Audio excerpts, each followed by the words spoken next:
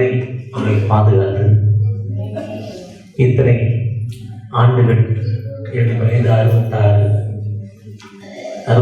ஆரம்பித்து 1 மாதம் முடிஞ்சிருச்சு. சர்டிஃபிகேட் படி 66 ஆரம்பித்து 4 மாதம் முடிஞ்சிருச்சு பெர்த் சர்டிஃபிகேட் படி. ஆனால் ஒரிஜினல் டேட் தெரியாது. ஆனால் இத்தனை ஆண்டுகள் ஆண்டவர் என்னோடு கடந்து எல்லா நிலையிலும் எனக்கு ஆண்டவர் உதவி செய்திருக்கிறார். அதுதான் இந்த சங்கீதம் தாவீது ஆரோகரண சங்கீதம். தாவீது பாடின ஆரோகரண சங்கீதம் 133 சொல்றார். அதுல இருந்து தான் ஆரோகரண சங்கீதம் 134, 135, 136 எல்லாம் அப்படி போய் கத்தரை துதின்னு சொல்லிக்கிட்டே இருக்கிறார். ஒருவேளை நாம் ஆண்டவருக்கு துதிக்கிற மக்களாய் காணப்படுகிறோமா? சாதாரண உலக பிரகாரமாய் ஒரு தலைவர் வர்றப்போ எத்தனை கட்டோட்டு, எத்தனை போஸ்ட், எவ்வளவு சால்வை, எவ்வளவு மாலைகள், இல்லைன்னா உங்க அம்மாவும் அப்பாவும் ஊர்ல இருந்து வந்தா எவ்வளவு ரெடியா ஆயத்தமா இருக்கீங்க, இல்லை உங்க மகள் கெட்டி கொடுத்த மகன் ஊர்ல இருந்து வந்தாங்கன்னா அம்மா அப்பா எவ்வளவு ஆயத்தமா இருக்காங்க. அப்போ ஆண்டவரை எதிர்நோக்கி ஆண்டவர் நமக்கு வாழ்வு கொடுத்த ஆண்டவரை நாம் எல்லா நிலையிலும் ஆண்டவரை எதிர்நோக்கி இருக்கிற மக்களை காணப்படுகிறோம். எனக்கு இந்த வருஷத்துல கிடைக்கப்பட்ட வாக்குத்தத்தம் அந்த 136:23 நம்முடைய தாழ்மையில் நம்மை நினைத்தவரை அவர் நல்லவர். நம்முடைய தாழ்மை, நான் என் வீட்டு கடன் வாடகை வீட்டில் இருக்கிறேன், கடன் பிரச்சனையில் இருக்கிறேன், இல்லைன்னா புருஷனோடு ஒரு ஐக்கியம் இல்லை, மாமியாருடைய கொடுமையான அடிமைத்தனத்தினால வாட்டப்பட்டு இருக்கேன், இல்லை வேலை செய்கிற இடத்துல நான் கிறிஸ்தவன் ஆனதால பலர் என்னை போட்டு கொடுத்துட்டு இருக்காங்க, இல்லை நேரம் படிக்க முடியாத நிலைமையில் இருக்கிறேன், இல்லை வீடு கட்ட முடியாத நிலைமையில் இருக்கிறேன், ஏதோ நம்முடைய தாழ்மை முடியாத நிலைமை, இல்லை எனக்கு எல்லா மொழியும் தெரியல, தமிழ் மட்டும்தான் தெரியுது, அதுவும் சரளமா பேச முடியல, இப்படி ஏதாவது ஒரு குறை, அதுதான் தாழ்மை. நம்முடைய அந்த 136:23 வாசிங்க. நம்முடைய தாழ்மையில் நம்மை நினைத்தவரை அவர் நல்லவர். அதுக்கு எனக்கு இது நம்புவதற்கான வசனம். வாக்குத்தத்தம் என்னன்னா 115:12 கர்த்தர் நம்மை நினைத்திருக்கிறார். Lord remembered me. ஆண்டவர் என்னை, அவன் வாசிங்க அந்த வசனத்தை. கர்த்தர் நம்மை நினைத்திருக்கிறார். அவர் என்ன பண்ணுவாருங்க?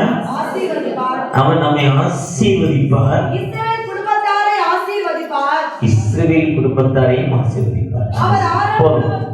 அந்த 115 ஒரு சிறப்பான ஒரு சங்கீதம். 115 1வது வசனத்திலிருந்து வாசனம் சரி, ஏசாயா 44 வாசனம் சரி, எரேமியா 10 வாசனம் சரி. எரேமியா 10:10 அவர் உயிர் உள்ளவர். அவர் யாரு? எரேமியா 10:10 வாசிங்க. யானவர் உண்மையின் கடவுள். மெய்யான தெய்வம்னா அது சமஸ்கிருதம். மெய் என்பது சமஸ்கிருத வார்த்தை. திருவிழியத்தில் உண்மை. அவர் உண்மையின் கடவுள். அவர் யாரு? உயிர் உள்ளவர். ஃப்ரிட்ஜ் உள்ள வச்ச பாடி எடுத்து நடக்குமா? ஒரு சில செத்து போனவங்களை பார்த்த கூட அதெல்லாம் தூங்க மாட்டாங்க, நிச்சயம் வீட்டுக்கு வரணும். சூசைட் பண்ணவங்களை பார்த்தா ஒரு சிலர் 10 நாள் ரொம்ப கஷ்டம் அவங்களுக்கு. அந்த ட்ரெயின் விபத்தில் ஆக்சிடென்ட்டாக பார்த்தா ரொம்ப கஷ்டம். அவன் தான் செத்து போனா நான் போய் என்ன பண்ண முடியும்? ஃப்ரிட்ஜில் வச்சு கூட என்ன பண்ணுவான்? பகல்லாம் நீங்கள் ராத்திரெல்லாம் உட்காந்து அழகாக, அம்மா நீ செத்து போறிய, எனக்கு ஏதாவது வாங்கி கொடுப்பேன் இல்லையே இனி சொல்லி அழுதாலும் அந்த அம்மா என்ன பண்ணாரு? காது. ஆனா நம்ம ஆண்டவர் யாரு? உயிர் உள்ளவர். அவர் முதல் வார்த்தை சொல்றார், கர்த்தரோ உண்மையின் கடவுள். அவர்கிட்ட உண்மை, பொய் சொல்ல மாட்டார். அவர் பொய் சொல்றதுக்கு நான் அனுபவிக்கிறது இல்லை. அவர் ஒரு காலம் என்ன பண்ண மாட்டாரு? பொய் சொல். ஒன்று மெய்யான கடவுள். அடுத்து அவர் உயிர் உள்ளவர். மூணாவது என்ன சொல்றாரு? அவர் தான் பெர்மனன்ட் ராஜா. 5 வருஷத்துக்கு ஒரு சிஎம் வருவாரு, 5 வருஷத்துக்கு ஒரு ஜனாதிபதி, 5 வருஷத்துக்கு ஒரு பிரைம் மினிஸ்டர் மாறுவாங்க. இல்லைன்னா பாஸ்டர் அம்மாக்கு அப்புறம் அவங்க பொண்ணு பாஸ்டாகும், அந்த பொண்ணு பாஸ்டாதோ இல்லை தங்கச்சி பாஸ்டாதோ தெரியல, அந்த அம்மா யாரை எழுதி வச்சிருக்கோ தெரியல, ஆண்டு எழுதி வச்சிருக்கோம். அப்போ இந்த அம்மா நமக்கு நிலையா இப்போ இந்த அம்மாவில் என்னை மாதிரி நிற்க முடியல. எனக்கும் ரொம்ப கஷ்டத்துல தான் நிற்கிறேன். இருந்தாலும் 2-3 சர்வீஸ் ஒரு நாளைக்கு இன்னைக்கு சண்டே அட்டன் பண்ணி ஆக வேண்டிய நிலைமையில இருக்கிறேன். அதே தான் அந்த அம்மா நிலைமை. அப்போ என் நிலைமைக்கு அப்புறம் என் பையன் வந்துடும் ஆட்சிக்கு, என் மகன்கிட்ட பொறுப்பை விட்டுருவேன். ஆனா நம்ம ராஜா யாரு? பெர்மனன்ட் ராஜா. அதுதான் ஏசாயா 9:6 சொல்றாரு, நமக்கு ஒரு பாலகன் பிறந்தார், நமக்கு ஒரு குமாரன் கொடுக்கப்பட்டார்.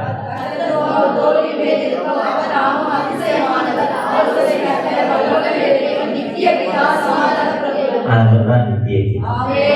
அந்த நித்திய பிதாவை தான் எரேமியா 10:10 அவர் ஜீவன் உள்ளவர், அவர் உண்மையின் கடவுள், அவர் நித்திய ராஜா. அந்த நித்திய ராஜா எப்படி நம்முடைய தாழ்மை நம்ம நினைத்தவரை ஏன்னா நம்ம யார் என்ன பண்ணிருக்காரு? நினைத்திருக்கிறார். நான் உன்னை யோசுவாட்ட சொல்றப்போ யோசுவா 1:5 நீ உயிரோடு இருக்கும் என்ன சொல்றாரு? நீ உயிரோடு இவ்வளவு நாள் இருக்கே, நான் உன்னை என்ன பண்ணதில்லை, நான் உன்னை மறப்பதில்லை. I am do not forget you, நான் உன்னை மறப்பதில்லை. உன்னை உள்ளங்கையில், ஏசாயா 49:15 சொல்ல, நான் உன்னை உள்ளங்கையில் வரைந்திருக்கிறேன். அவர் ஒரு காலம் கைவிட மாட்டார். அந்த ஆண்டவர். அதுதான் சங்கீதம் 136 அருமையான ராஜேஷ் ஐயா சொன்ன உடனே நானும் வசேன். அது இருக்க அத்தனை வசனத்துல praise to the lord, thanks give to the lord. ஆண்டவரே துதியுங்கள். அந்த வசனம் அத்தனத்துல இருக்கு. 26 வசனங்கள் இருக்கு. 26 வசனம் கிவ் டு தி தேங்க்ஸ். ஆண்டவருக்கு நன்றி செலுத்த. அந்த நன்றி செலுத்ததான் முக்கியம். நம்ம இப்படி முழு இருதயத்தோடும் முழு ஆத்மாவோடும் ஆண்டவரை நோக்கி பார்க்கப்போம். கோவித்ங்கிற ஒரு பெரிய ஊழியர், அவர் ஸ்கூல்ல படிச்சுட்டு இருந்தாரு. ரொம்ப வார்த்தனம் பண்ணுவான். எல்லா தம்பிமாரும் அமைதியா இருக்க மாட்டான். குசுபு ஒரு சிலர் தான் என்ன பண்றான்னு அவனுக்கே தெரியும். ஏதாவது பண்ணிக்கிட்டே இருப்பான், ஏதாவது செய்திக்கிட்டு இருப்பான், டீச்சர் நடத்துறப்போ கிண்டல் பண்ணிக்கிட்டு இருப்பான், பாடம் நடத்துறப்ப ஏதாவது சொல்லிக்கிட்டே இருப்பான். டீச்சர் ஒரு பாடம் நடத்துறப்ப இவன் ஒன்று பேசிக்கிட்டு இருப்பான், இவன் ஒரு கேள்வி கேட்பான், டீச்சர் ஒன்று கேட்கும். இப்படி ஒரு பையன் அப்படி ஒரு கிளாஸ்ல 40 பேர் இருந்தால் 40 பேர்ல ஒருத்தன் எப்படியாவது ஒரு குசுபு பாக்கி இருக்கும். அது ரொம்ப தொழில் பண்ணிக்கிட்டே இருக்கும்.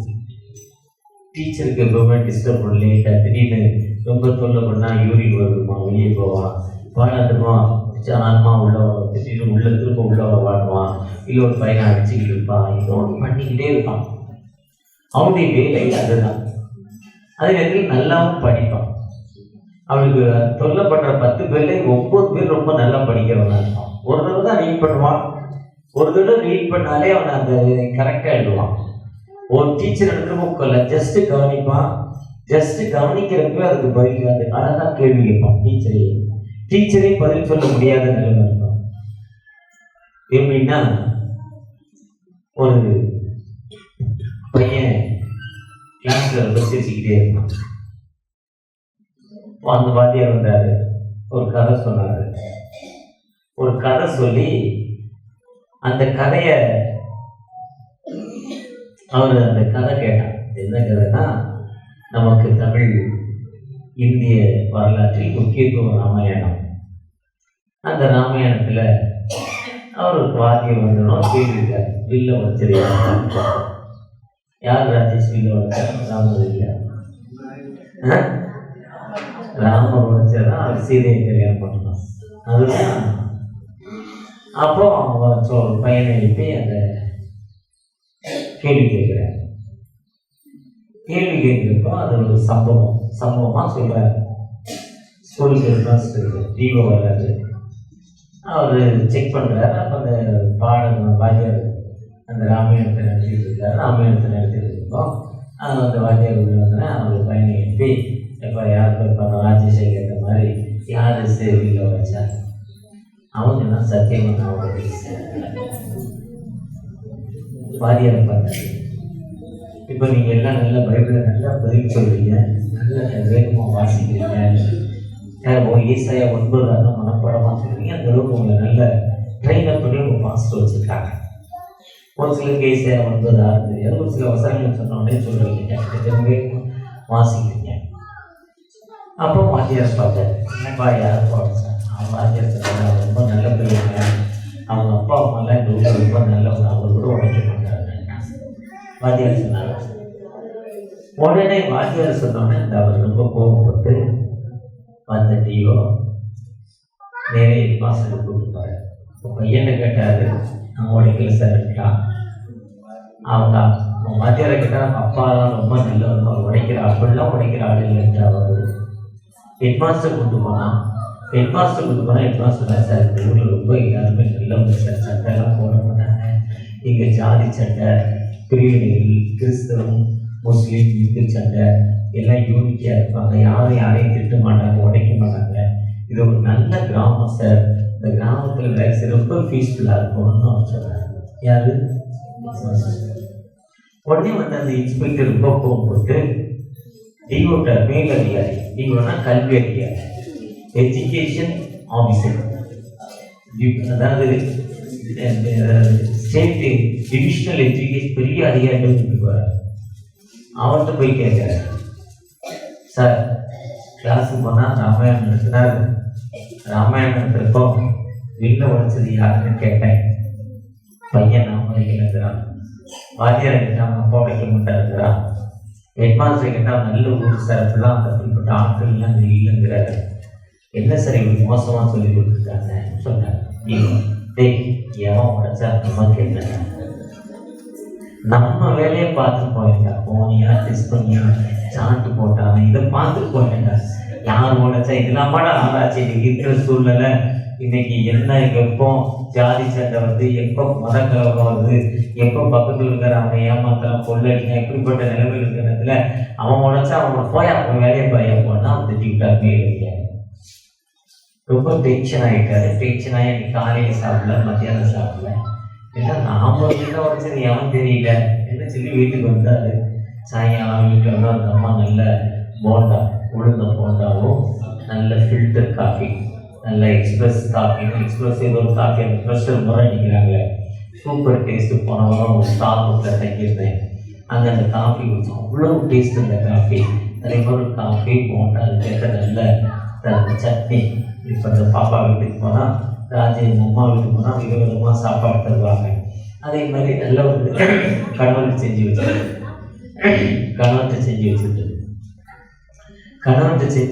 கணவரை நீ சாப்பிடுமான்னுச்சு.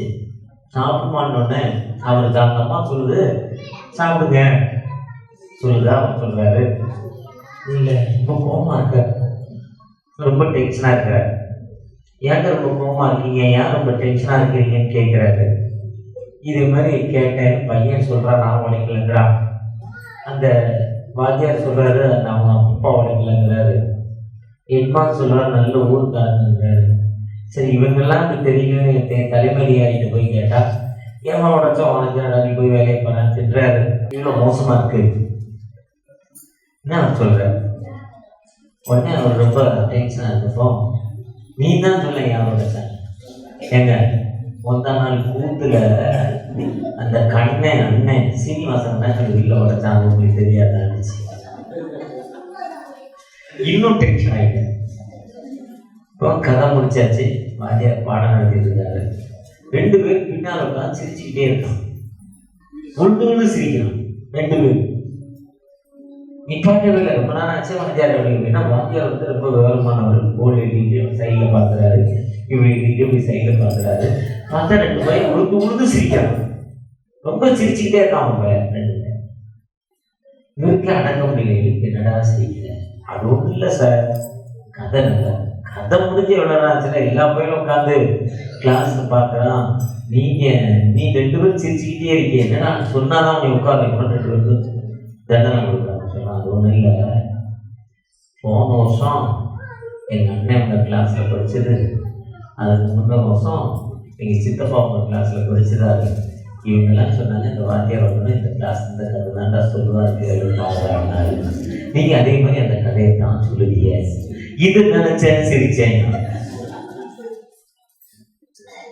உங்களோட பையங்க எவ்வளவு விவரமா இருக்காங்க பாருங்க. இதே மாதிரி தான் அந்த கோவில் சேட்டைக்காக அந்த டீச்சர் வந்து தான் சொல்லி போயிடுவார். மோசமானவன் ஏதாவது பிரசங்கர் இருந்தேன்னா, இன்னைக்கு இந்த பிரசங்கர் வராது, 1.5 மணி நேரம் பேசுவார், பிரேக் போடுவார். அப்படி பிரசங்கர் இருக்காங்க. ஒரு சிலர் 15-20 நிமிஷத்தில் பிடிச்சிட்டு ஓடிடுவாங்க. ஒரு சிலர் டைமிங், யாராவது கொட்டாவி விட்டா கால் நீட்டினா, கை வெடிச்சது கால் நீட்டினா டக்குன்னு முடிக்கிறாங்க இருக்காங்க. யார் என்ன பண்ணாலும் நான் கொண்டு வந்த கருத்தை பதிவு பண்ணிட்டு தான் போவேன்னு பேசுகிறவங்களும் இருக்காங்க. அப்போ அந்த முகம் அந்த அதே மாதிரி இந்த பையன் மட்டும் இல்லையாங்க. அந்த போகிற டீச்சர் சொல்லி போச்சு, உங்களை வில்லங்கம். அது வில்லங்கத்தோடய அவனை பார்த்துச்சு. அடுத்து இன்னொரு டீச்சர் சொல்லிச்சு. அடுத்த வருஷம் அந்த டீச்சர் இந்த பையனை பிரச்சனைக்குரியவன், தொழில் பண்ணிக்கிட்டே இருப்பான், கவனிக்க மாட்டான், நம்மளுக்கு ரொம்ப டிஸ்டர்ப் பண்ணுவோம் சொல்லிட்டே போச்சு. அடுத்த டீச்சரும் அப்படின்னு சொல்லிட்டே போச்சு. அப்போ அந்த பையன் ரொம்ப அப்செட் ஆகிட்டான். ஒரு மனம் மாறிட்டு வரவங்களும் அவனை தப்பான கண்ணோட்டத்தில் பார்க்குறப்போ அந்த வந்த டீச்சர் அவனை கூப்பிட்டு விசாரிக்கிறப்போ அவர் சொல்லிட்டு போனா, அந்த கிளாஸில் இருக்கவங்களெல்லாம் கூப்பிட்டு நீங்கள் வந்து செல்ஃப் இன்ட்ரடக்ஷன், உங்கள் பேர், அப்பா பேர், அம்மா பேர் சொல்லணும். எல்லாரும் என் காதில் சொல்லணும். எல்லாரும் எப்படி சொல்லணும்? காதில் சொல்லணும். நானும் உங்கள் காதில் என் பேரை சொல்லணும். ஏன்னா அந்த அம்மா உங்களுக்கு புதுசாக சொல்லிச்சு. அதே மாதிரி வந்தவங்கெல்லாம் காதில் சொல்லிட்டு போனாங்க. அந்த பக்கங்களை பாய்ச்சி தப்பி வந்து சொல்கிறப்போ பேருக்கு அம்மா சொல்லிச்சு, கவலைப்படாத, நான் உன்னை நேசிக்கிறேன், நீ ரொம்ப நல்ல பையன், நீ ரொம்ப பிரில்லியன்ட்டு, நீ ரொம்ப உயர்ந்தவன். இன்னும் அவனுடைய தாழ்மையில் அவனை நினைச்சாங்களாம். அவன் என்ன கைவிடப்பட்டு அவனை நேசிச்சு அவனை முன்னாடி சேர்ல பெஞ்சில் கொண்டாந்து உட்கார வச்சு அவனை ஸ்பெஷலாக கவனித்து அவனை அந்த அன்பா பேசினதால அவன் பின்னால் ஒரு பெரிய ஊழியக்காரனாக மாறினான். அதுதான் இசைக்கியல் 36:11 சொல்லுது, முந்தின சீரை பார்க்கிலும் பிந்தின சீர் என்று சொல்கிறார். இசைக்கியல் 36 சொல்றப்போ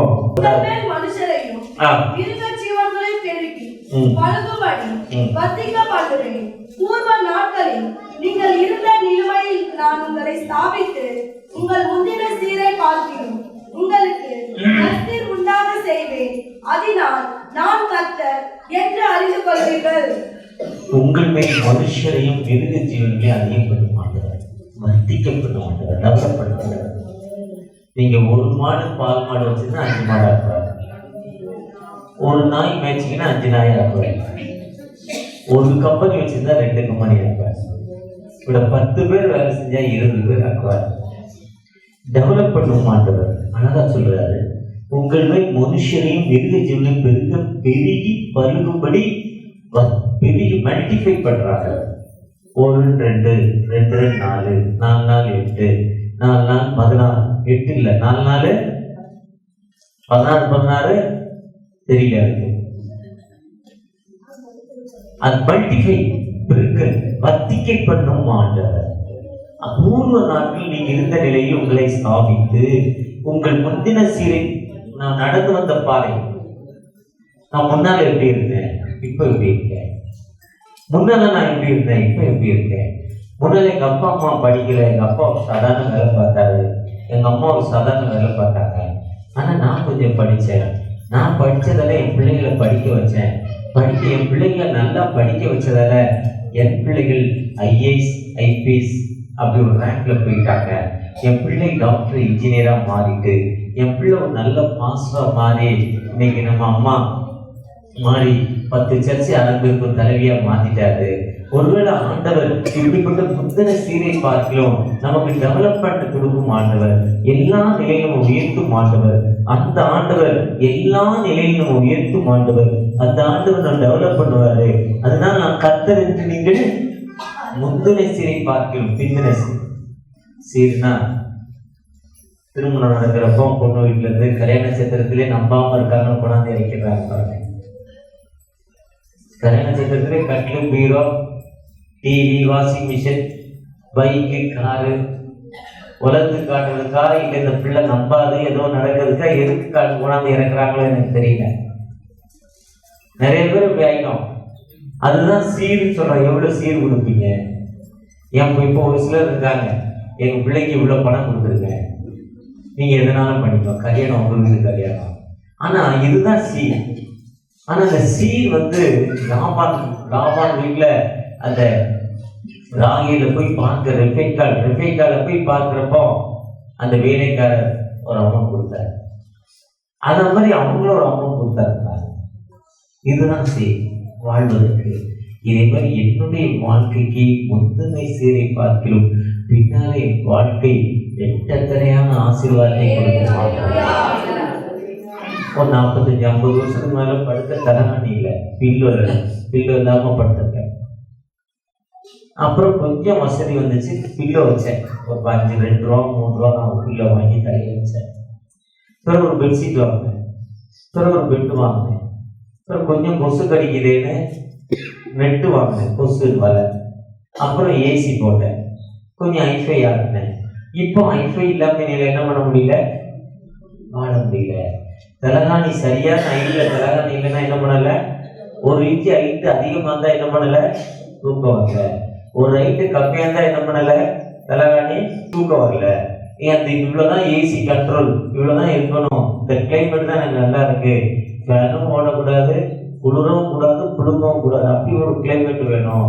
இப்படிலாம் என் உடம்பு அப்படி. அதுதான் முந்தின வாழ்க்கை காட்டிலும் இந்த நாளில் நம்ம உயர்த்து மாற்றலாம். ஆனா ஆண்டவருக்கு ஏற்ற பிள்ளையாய் ஆண்டவர் எல்லா நிலையிலும் நம்மை உயர்த்தி எல்லா நிலையிலும் வாழ்வு கொடுக்க மாட்டவர். ஒருவேளை அந்த வாழ்வு கொடுக்கும் ஆண்டவர்கிட்ட நாம எப்படி இருக்கிறோம், நாம ஆண்டவற்றை எப்படிப்பட்ட மக்களாய் இருக்கிறோம், குடம்பிட நம்ம ஒப்பு கொடுக்கப்படுகிறோமா?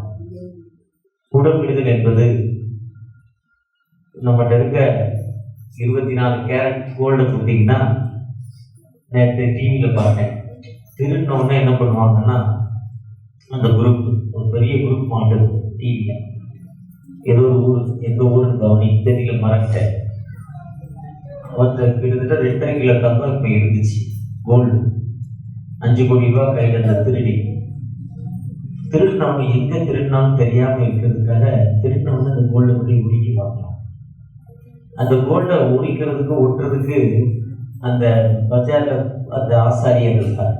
அவருக்கு போனீங்கன்னா ஒரு கும்மிட்டி இருக்கும், சின்ன சட்டி, அதுக்குள்ள உமி போட்டிருப்பாரு, உமிக்கு நடுவில் கறி போட்டிருப்பாரு, கறிக்கு நடுவில் நெருப்பு இருக்கும், சின்ன ஊதுகுழல் வச்சு அதில் கரெக்டாக ஊதுவார். ஊதுறப்போ அதில் ப்ளூ ஃப்ளேம் வரும். அந்த ப்ளூ ஃப்ளேம் எப்படி இருக்குன்னா, அந்த எரி எப்படி இருக்குன்னா, கையை வச்சா ஓட்ட போட்டுரும். கையை எப்படி கேஸ் அடுப்பில் ப்ளூ நெருப்பு இருந்துச்சு அவ்வளோ நல்லா சூடு இருக்கும். அதே மாதிரி பவர்ஃபுல் டெம்பரேச்சர் அந்த பவர்ஃபுல் டெம்பரேச்சர் அந்த இடத்துல கொடுக்குறப்போ மட்டும்தான் அது பிரியும், அந்த நல்ல சுத்த தங்கமாய் மாறும். அதுதான் மல்கியா 3:3 சொல்றாரு.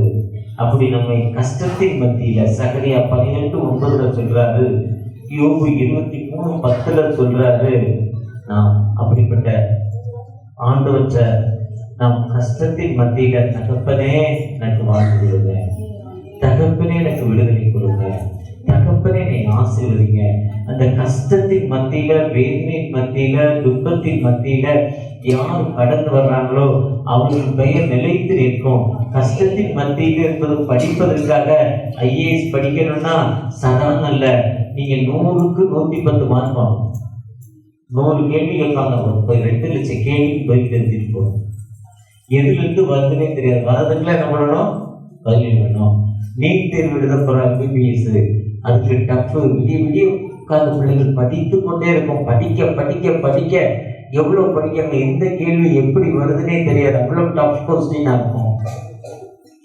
இதே மாதிரி வாழ்க்கை என்பது போராட்டம். அந்த போராட்டத்தின் மத்தியில ஆண்டவரை நம்ம காத்திருந்து ஜெபிக்கிறப்போ, தகப்பனே எனக்கு விடுதலை கொடுங்க, உங்களுடைய வாழ்வை கொடுங்க தகப்பனே என்று காத்திருந்து ஜெபிக்கிறப்போ ஆண்டவர் எல்லா நிலையிலும் உயர்த்துவார். எந்த மனிதன் காத்திருந்து ஜெபிக்கிறாரோ, காந்தியடிகளை பார்த்தீங்கன்னா தேசப்பிதாவாய் மாறுவதற்கு ஒரு காரணம், அவர் என்ன பண்ணாரு, சவுத் ஆப்பிரிக்கா போயிருந்தார். சவுத் ஆப்பிரிக்கா போயிருக்கப்போ அங்க வெள்ளக்காரங்க வந்து ஆட்சிக்கு வந்தாங்க. கருப்பின மக்கள் அங்கே இருக்காங்க. அந்த ஆட்சியாளர்கள் என்ன பண்றான், கருப்பின மக்கள் மட்டும் அந்த இப்போ ஸ்டைலா இது போடுற ஐடி கார்டு, அது போடுறதுல ஒரு ஸ்டைல் இருக்கும். நிறைய பேர் ஸ்டைல் அங்கே போட்டுட்டு பேக்கில் இங்கே வந்து சாமி மாட்டிக்கிற ஒரு ஸ்டைல், இந்த இதில் ஸ்டைலில் இது ஒரு ஸ்டைல் எல்லாரும் அதே மாதிரி அதை போட சொன்னாங்க. ஆனால் அவங்கள ஆட்சியாளர் போட மாட்டேன். அதுக்கு பேர் வந்து லைசன்ஸ் தான். முன்னாள் நாய் பிடிக்கிற வண்டி வரும், கார்பரேஷன் ஒரு லைசன்ஸ் வாங்கி அந்த கழுத்தில் மாட்டிட்டு அந்த நாயை அந்த வண்டியை என்ன பண்ணாது, பிடிக்காது. அது தடுப்பூசி போடுறது, வீட்டு நாயும் விட்டுட்டு போயிடும். இதே மாதிரி தான் லைசன்ஸ். இதுக்கு பேர் தான் என்னது, ஐடி கார்டு. நீங்கள் ஒரு மத்தா கார்டு நிறைய பேர் போடுறாங்க. நிறைய பேர் எனக்கு நான் அந்த கையில் வச்சுக்கிடுவேன். ஏன்னா எனக்கு ஒரு தாட் இல்லை, காந்தியன் தாட்டு படித்ததில் எனக்கு அதில் தாட் இல்லை. அப்போ அந்த மக்கள் போடுறாங்க. நாங்கள் இப்போ போட்டால் எல்லாம் போடுறோம், நாங்கள் மட்டும் ஏன்டா டாக் லைசன்ஸ் போடுறோம். பெரிய சண்டை. காந்தியடியில் ரெண்டு தலையிடுறாங்க. அந்த ஊரில் ட்ரெயின் போச்சு. அந்த ட்ரெயினில் ஃபஸ்ட் கிளாஸில் வெள்ளக்கார மட்டும் தான் போகிறோம், நம்மளாம் செகண்ட் கிளாஸில் போகிறோம். அந்த ஊருக்காரன் செகண்ட் கிளாஸில் போகிறோம், வெளிநாட்டுக்காரன் ஃபஸ்ட் கிளாஸில் போகிறோம். அது ஒரு போராட்டம். இந்த போராட்டத்தெல்லாம் பயன்படுத்தி காந்தியடிகள் அதில் தலையிட்டார். அவர் அதில் போராடினார் மக்களோடு. அப்போ தான் ஒரு பேர் வரல. இந்த மக்கள் எல்லாம் ஒரு நாள் ஒரு டேட் அறிவிச்சிருந்தாங்க, அந்த ஸ்ட்ரைக் வந்து. அதே டேட்டில் ட்ரெயின் கேப்டன் யாருன்னா கார்கோ கேப்டன், ட்ரெயினுடைய டிரைவர் பேர் கார்கோ கேப்டன் என்று பேர். அவங்க கார்கோ கேப்டன் அவங்களும் ஸ்ட்ரைக் பண்ணிட்டாங்க. அரசாங்கமே சந்தித்துச்சா, நின்றுச்சா, அரசாங்கமே ஓடலையா. அப்போ தான் அவர் சொன்னார், நாங்கள் ஸ்ட்ரைக்கை வாபஸ் வாங்கிக்கிறாங்க. எல்லாருமே ஸ்ட்ரைக் பண்ணால் அரசாங்கம் நடக்காது. அரசாங்கம் ரொம்ப முக்கியம். நம்ம கோரிக்கைகளை கவர்மெண்ட்ல சொல்லணும், கவர்மெண்ட் ஏற்றுக்கணும். அதுக்கும் போராட்டம். அதுக்காக அரசாங்கம் ஸ்தம்பிக்க கூடாது. அரசாங்கம் கவர்மெண்ட் நிச்சயமாக வேணும்னு ஒரு கொள்கையை சொல்லி அந்த ஸ்ட்ரைக்கை வாபஸ் வாங்கினாராம். அப்பதான் காந்தியடிகள் வாழ்க்கையில பெரிய ஆளானாராம். அதுக்கப்புறம் காந்தியடிகளுடைய அந்த வெற்றி, அந்த டாக் லைசன்ஸ் ஜெயிச்ச காரணம் என்ன, எல்லாரும் போட்டா எல்லாரும் போடணும். கவர்மெண்ட் வாபஸ் வாங்கிச்சா. இது வாபஸ் வாங்கினதில் கவர்மெண்ட்டே இவருடைய போராட்டத்தில் அந்த மக்கள் ஒரு பெரிய போராட்டத்தில் வெற்றி பெற்றாங்களாம். அதுக்கப்புறம் அந்த காந்தியடிகள் பாருங்க, இந்தியாவில் சுதந்திர போராட்டத்தில் போராடுறப்போ அவர் அகிம்சை, அமைதியான முறை, கையில் கத்தி கிடையாது, பங்கு கிடையாது, அகிம்சை. சுதந்திரம் வந்துச்சு, தேசத்தில் மதக்கலவரம் வந்துச்சு, இந்து முஸ்லீம் பெரிய பிரச்சனை, பெரிய தகராறு, யார் ஆட்சிக்கு வருது, முஸ்லீம் மக்களும் விட மாட்டாங்க, இந்து மக்களும் விட மாட்டாங்க. அப்போ இவர் போய் மாஸ்டிங் இருந்தார் கிறிஸ்துவ மக்கள் நல்ல சகோதரர்கள். கடவுள் என்பது நம் மதத்தை கொடுத்தது, வாழ்க்கையில் இல்லை. நம் வாழ்க்கை தான் கடவுள். நீங்கள் யாரும் சண்டைப்படக்கூடாது, கடவுளுக்காக சண்டைப்படக்கூடாதுன்னு சொன்னார். யாருமே கேட்கல. அப்போ அவர் போய் பாசிட்டிவ் இருந்ததுன்னா ரொம்ப மரணப்படுக்கையை வச்சாங்க கிறிஸ்துவ. ரொம்ப சண்டை இருந்துச்சு. அப்போ அவர் மக்களை சந்திக்க பிறகு பாஸ்டிங் இருக்கிறப்போ நான் மக்களை பார்க்க போனேன். வீட்டில் ரயில்வே ஸ்டேஷன் பதில் பாஸ்டிங் ஒரு குறிப்பிட்ட டைமில் அந்த கிராமத்துக்கு வர போகிறேன். அவர் வர போகிறோன்னே தீவிரவாதிகள் என்ன பண்ணாங்கன்னா, வர்ற வழியில் முள், பாட்டில், குத்துற கல் இதெல்லாம் போட்டாங்க. அவர் உடனே அந்த செருப்பை வச்சு அதில் நடந்தார். செருப்பை ஒப்புகள் நடக்கிறப்போ காலையில் வெட்ட வந்துச்சு. அவங்க சொன்னாங்க, செருப்பாக போடுறது இல்லை, அவங்க என் கால் குத்த வேண்டும், என் கால் புண்ணு வர வேண்டும் என்பதற்கு தானே பாட்டிலோட உள்ளு போடுறாங்க. அவங்களுடைய மனதை ஜெயிக்கட்டும்னு தன்னை விட்டு கொடுத்தாங்க. இதுதான் லைஃபு, இதுதான் வாழ்க்கை. அதெல்லாம் வாழ்க்கையில் முன்னேறினார். இதுதான் போராட்டம். அந்த போராட்டத்தின் மத்தியில் நடந்து வந்ததுதான் தேசப்பிதா என்ற ஒரு பெயர் வந்தார். இந்த நேஷனல் ஃபாதர் ஆஃப் நேஷன் என்ற ஒரு தலைவர் பேரை வாங்கி இன்னைக்கு நம்ம ஒருத்தருக்கு ஒருத்தர் நம்ம அறிமுகம் பண்ணுறது பணம். பணம் தான் நம்ம ஒருத்தருக்கு பொருளை நான் ஏற்ற வாங்க முடியுது, ஏற்ற பொருளை கொண்டு வாங்க முடியுது. பணம் அந்த அறிமுகம் அதில் யார் பெயர் இருக்கு? காந்தி தாத்தாவுடைய பெயர் இருக்கு. இப்போ எவ்வளவு கஷ்டம், எவ்வளவு அர்ப்பணிப்பு, அந்த போராட்டத்தின் மத்தியில் நடந்து வந்தால்தான் கர்த்தர் நம்மை நினைக்கிறார், நம்மை ஆசீர்வதிப்பார். நம்முடைய தாழ்மை உள்ளவரை நம்ம துதிக்கணும். அதுதான் போராட்டம். வாழ்க்கை என்பதே போராட்டம் தான். அந்த போராட்டத்தின் மத்தியில நீங்கள் நானும் தகப்பனே ஒரு வாழ்வு கொடுங்க, உங்கள் பிரசனத்தை எனக்கு தாங்க, என்னை ஆசீர்வதிங்க என்று அவரை நோக்கி பார்ப்போம். அந்த ஆண்டவர் எல்லா நிலையிலும் ஆண்டவர் வாழ்வு கொடுக்கும். ஆண்டவர் ஆராதனை உமக்கே, ஆராதனை உமக்கே, ஆராதனை உமக்கே, ஆராதனை உமக்கே, ஆராதனை உமக்கே,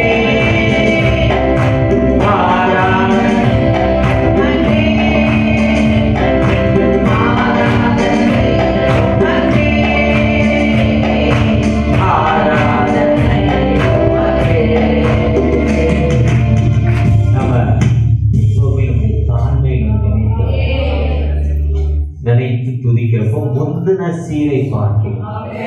பிந்தின சீர் பெரிய பயனுள்ளதாக ஆண்டவர் நம்மை கொடுக்க மாட்டார். ஆண்டவர் எல்லா நிலையிலும் நம்மை உயர்த்துவார். ஆண்டவருக்காக காத்திருந்து ஜெபிக்கிறப்போ, ஆண்டவற்றை நம்புறப்போ, கர்த்தரை நம்புகிறவர்கள் எந்த அடைக்கத்தில் விட்டுப்படுவார்கள். கர்த்தரை நம்புகிறவர்கள் மரணத்தை காண்பதில்லை. நம்ம கர்த்தரை நம்பி நிற்கிறப்போ இணைவரும் வானத்தையும் பூமியும் படைத்த சர்வருள்ள தேவன், அவர் உயிர் உள்ளவர். 10% அவர் மெய்யான கடவுள், அவர் உண்மையின் கடவுள் சொல்றார். திருவிழத்துல வாசிக்கிறப்ப ரொம்ப நல்லா சொல்லுவாங்க, அவர் உண்மையின் கடவுள், உயிர் உள்ளவர், வல்லமை, நித்திய பிதா. எப்பவுமே அவர் தான் ராஜா. அவர் எஞ்சி காலத்துக்கு தகுந்த மாதிரி மாறிக்கிறவர் இல்லை.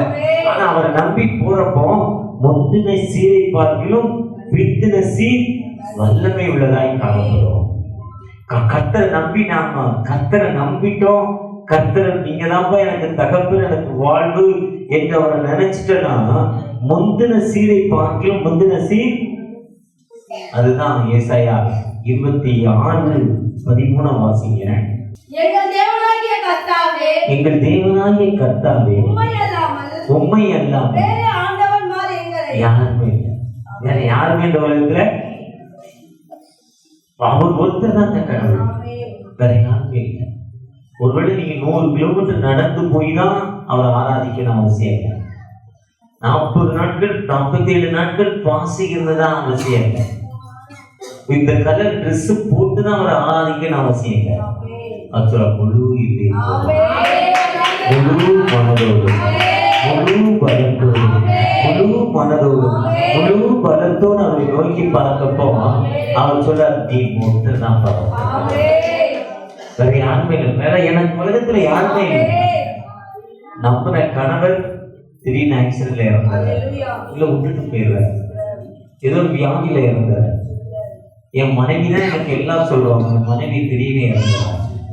என் பிள்ளைதான் எனக்கு சொத்துன்னு நினைக்கிறோம், ஆனா அந்த சொத்து நம்ம விட்டு போயிடுது.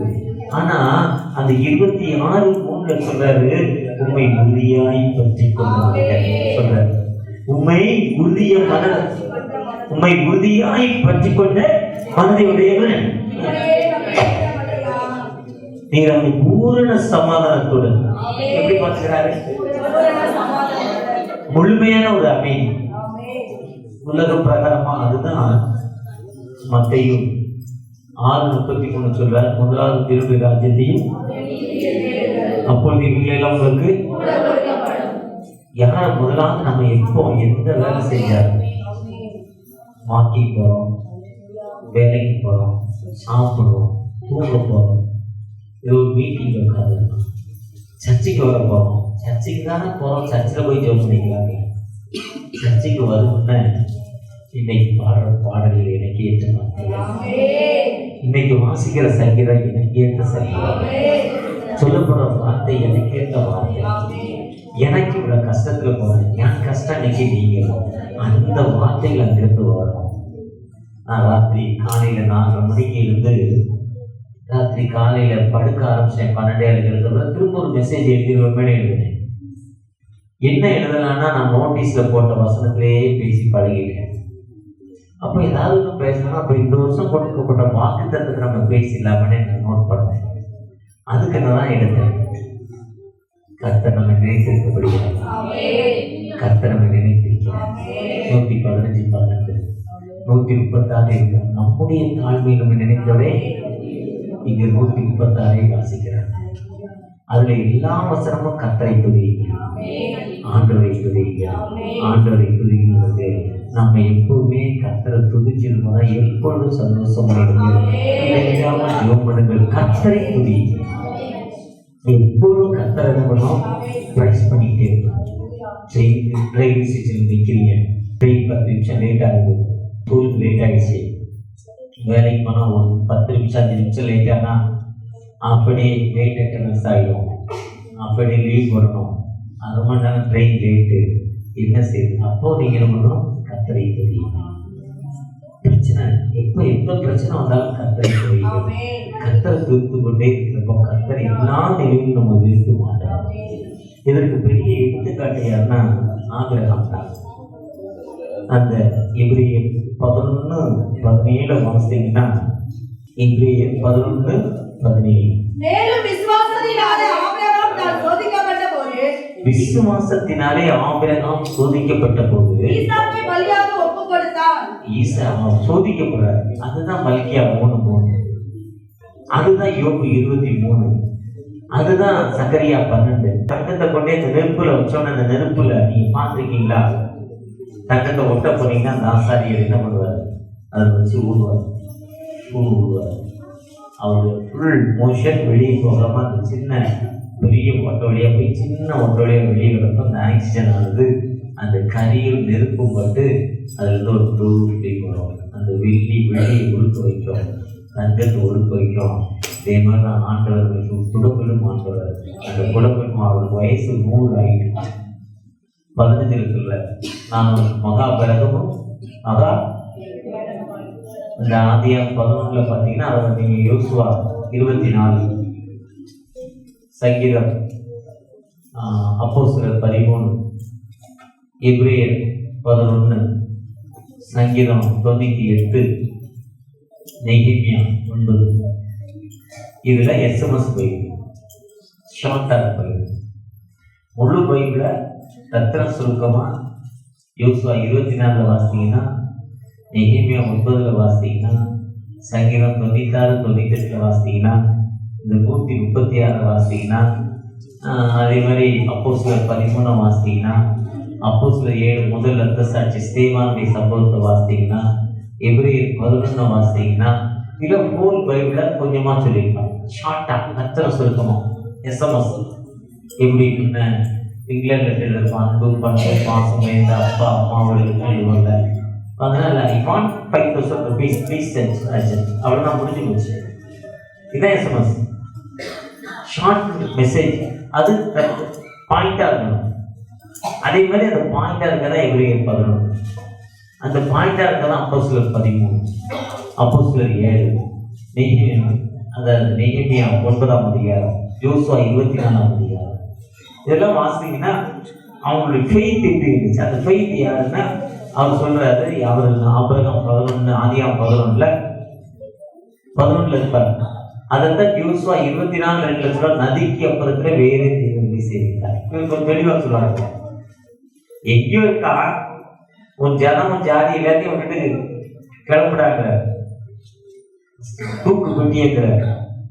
அவர்கள் தன்னுடைய அண்ணனுடைய மகன் லோத்தையும் தன் மனைவியையும் கூட்டிகிட்டு தன் ஆடு மாடு கழுவு கூட்டிட்டு கல்லையெல்லாம் கூட்டிட்டு வந்தார். வந்தோன்னா ஆதியாகமம் 12 இருக்க, நம்மை ஆசீர்வதித்த பேரை பெருமைப்படுத்த.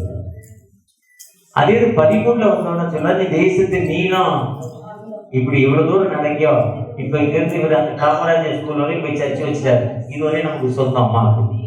இப்ப இந்த பக்கம் சுவர் அடிச்சா இந்த பக்கம் ஒரு இடம் வருதையாங்கிறாரு.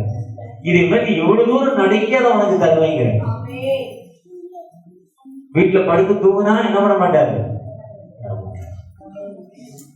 தூக்கம் என்பது வேற, ஆனா ஓய்வு இல்லாமல் ஓடிக்கொண்டிருக்கிறார். மிஷின் ஓடிக்கிட்டே இருக்கணும். அதே மாதிரி அவர் எழுந்த தேசத்து நீளம் நடக்கிறார். 11ஆம் அதிகாரத்துல 14ல வெல்கி செய்ததுக்கு அவர் ஆசை சகோதரனுக்காக ஒப்பு கொடுப்பார். சகோதரன் ஒருத்தர் தூக்கி பண்ண பின்னாலே ஓடுவார், பிடிச்சிட்டு வருவார். அடுத்து 15ல சொல்றார், நான் உனக்கு மகா பலமும் மகா கேடகம் சொல்றார். நீ கவலைப்படாத, உனக்கு விரோதமா ஒருத்தர் வர முடியாது. அதே நேரத்துல நான் ஆண்டவர் வாக்கு கொடுத்துனா நான் போய் படுத்து தூங்கல. 18ஆம் அதிகாரத்துல தெய்வ தூதர்களுக்கு சாப்பாடு கொடுத்தா என்ன பண்றாரு, சாப்பிடுறாரு. சாப்பாடு கொடுத்தா சாப்பிடுறாரு. ரொம்ப ஒரு ஷார்ட்டா குட்டி கதை, ரொம்ப அழகா ஒரு கதை சொல்லுவாங்க, ரொம்ப நல்ல கதை. ஆபிரகாம் காலையில ஒரு ஊழியக்காரருக்கு சாப்பாடு கொடுத்தா சாப்பிட மாட்டாரு. ஒரு நாள் 11 மணி ஆயிட்டு, 11 மணி ஆயிட்டு ஊழியக்காரன் வரல, பசி. அப்ப லேட்டா, இனிமேல் லேட்டா வர ஒருத்தர் வர்றான். நான் பொதுவாக லேட்டாக வர்றாரு. இப்போ இந்த சீக்கிரம் வந்துட்டேன், அடுத்த போது லேட்டாக போகிறேன், வேற வழி இல்லை. அதே மாதிரி ஒருத்தர் வர்றாரு, வந்தோன்னா சாப்பாடு கொடுக்குற சாப்பியாருன்னா அந்த 3 நாளாக சாப்பிடல. அந்த ஊழியக்காரன் 3 நாளாக சோறு இல்லை. பாவம் அந்த ஊழியக்காரங்க நிறைய பேர் இங்கே தான் இருக்காங்க. அதனால பாஸ்டர்ஸ் மீட்டிங்கில் போய் உட்காந்துக்குவான். நிறைய பேர் ஊழியக்காரன் தான் இருக்கான். சோறு இல்லை, வீட்டில் பசி பட்டினி, நிறைய ஊழியக்காரன் பார்க்குறேன். இவங்கள மாதிரி வசதியானவங்க ரொம்ப கம்மி. முழங்கால் இல்லைன்னா இதே மாதிரி வசதி வரும். முழங்கால் அன்னைக்கெல்லாம் வராது, சோத்த ரவிக்கெல்லாம் வராது. திருச்சபைக்கு என்ன வேணும், திருச்சபை மக்களுக்கு என்ன வேணும், இந்த மக்களுக்கு என்ன சொல்ல, இந்த பகுதியை ஆசீர்வதிக்கப்படணும், இந்த பகுதியுடைய தேவையில்லை, அந்த முழங்கால் ஜெபிக்கிற மக்கள் மட்டும் தான் இப்படி ஆசீர்வாதம் திருச்சபை வரும். அப்படி ரொம்ப வருத்தம். அதான் 3 நாள் சாப்பிடலன்னா சாப்பிட கொடுக்குறாரு. சோறு பக்கத்துல காலையில நல்ல வெரைட்டி பொங்கல், வடை, பூரி, தோசை, ஆம்லேட், நிறைய ஐட்டம். நேரமா சாப்பிட போறான். இது ஜோமனி சாப்பிடுவோம். வந்தவங்க சொல்லலாம், முதல்ல சாப்பாடு அப்படி சொல்லுவோம். முதல்ல பசி எத்திட்டுவோம். 3 நாளாக சாப்பிடலையா, இல்லை ஜோமன்னாதான் சாப்பிடும். செவன் போயா, முதல்ல சாப்பாடு கொடுக்குறாரு. அப்புறம் சொல்றாரு, சாப்பிட்டாதான் ஜோமன்னாதான் சாப்பாடு. வந்தவன் சாப்பிட்டாதான் ஜபம்தான். அப்போ நீ ஜோமன்னாதான் தராத போவாங்க. எதுக்கு ஜோமன்னா? ஒன்னே கடவுள் பெரிய பிரச்சனை வச்சிருக்கான், துட்டு வச்சிருக்கான், எல்லாம் வச்சிருக்கான். நான் பிச்சைக்காரன் தான் என்ன வச்சிருக்கான், ஏன் கடவுள் போடா போயிட்டான். இது இந்த ஊழியக்காரங்களை பற்றி அந்த 18ஆம் அதிகாரத்துக்கு ஒரு பேக்ரவுண்ட், ஒரு சின்ன சப்போர்ட் கதை. மகாபலர் கேடங்கிற 20ல ஆகார், 21-20ல ஆகார், 22ல குழந்தை, 99 வயசு குழந்தை பிறந்து இப்ப குழந்தைய பெருகிட்டு. பிறந்த குழந்தைய, வேலைக்காரிக்கு பிறந்த குழந்தைய கொண்டு போய் காட்டுல விட்டாச்சு. ஆகாருக்கு பிறந்த குழந்தைய கொண்டு போய் காட்டுல விட்டாச்சு. ஆகாரை கொண்டு போய் காட்டுல விட்டு வந்தாச்சு. ஆகாருக்கு வாழ்ந்து வந்துட்டாரு. இவரு கொஞ்சம் கவலைப்படுவார் அந்த இடத்துல. ஐயோ, இந்த பொண்ணை கொண்டு காட்டுல விட சொல்றிய, மோசமான ஊரா இருக்கு, கொண்டே விட்டுட்டு வராரு. விட்டாரு. வீட்டுக்கு வந்தா குழந்தை பிறந்தது, குழந்தை பிறந்த இப்ப விட்டாங்க. ஆனா அவர் என்ன பண்ணல, கவலைப்படவே கரெக்டா கூப்பிட்டு போறார். பையன் கேட்கிறான், அப்பா வலி எங்கேங்கிறார். அதுதான் முகமதியர், அந்த முஸ்லீம் அந்த சரித்திரத்துல 30 நாட்கள் மக்கா மாறினான். தொழுகை தொழுகைக்காக கடவுளை தொழுவிடுவதற்காக போவாங்க. 30 நாட்கள் தொழுதுகிட்டே இருப்பாங்க கடவுளை. அதுல ஒரு நாள் சாத்தான கல்லறிவாங்க. அதுதான் இந்த சம்பவம். அவங்க சாத்தான்னு சொல்றாங்க. ஈசாக்கு அப்பாட்ட விட்டுட்டு ஓடுறான். அப்பா சாத்தானை பிடிச்சு தள்ளிட்டு ஓடிடுறான்னு அதுல எழுதியிருக்கான் அவங்க புத்தகத்துல. ஆனா வலி எங்க பார்க்கலாம் இருக்கிற கத்துடைய சன்னிதானத்தில்